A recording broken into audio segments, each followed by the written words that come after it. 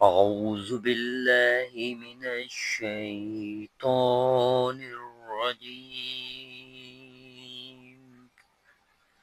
بسم الله الرحمن الرحيم أولئك عليهم صلوات من ربهم ورحمة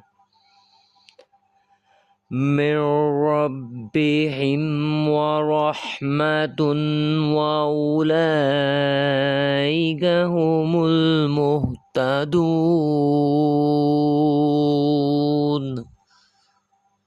सदाक़ल्लाहुल अज़ीम। ये आयत उन लोगों के बारे में है जो मुसीबत और आजमाइश के वक़्त सब्र करते हैं और अल्लाह ताला की तरफ रुजू करते हैं। ऐसे सब्र करने वाले बंदों के बारे में इस आयत में 3 बड़ी खुशखबरियाँ दी गई हैं।